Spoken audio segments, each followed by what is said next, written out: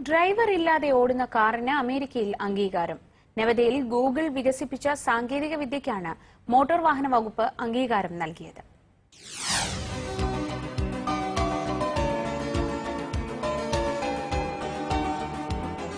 Toyota കാറിൽ Google ഏർപ്പെടുത്തിയ സാങ്കേതിക വിദ്യയുടെ സഹായത്തോടെയാണ് നവതിയിലെ പൊതുനിരത്തിലൂടെ പരീക്ഷണ ഓട്ടം നടത്തിയത്.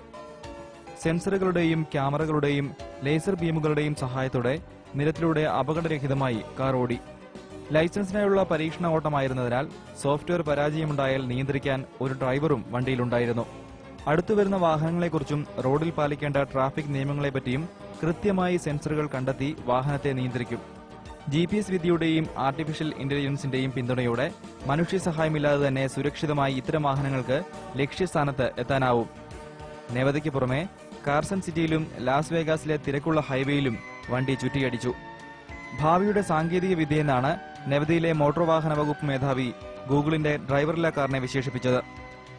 മനുഷ്യന്റെ അശ്രദ്ധ കൊണ്ടുണ്ടാകുന്ന അപകടങ്ങൾ ഇത്തരം കാറുകൾ ഉപയോഗിക്കുന്നതിലൂടെ ഒഴിവാക്കാനാവുമെന്ന് ഗൂഗിൾ അവകാശപ്പെടുന്നു. News desk, Asianet news.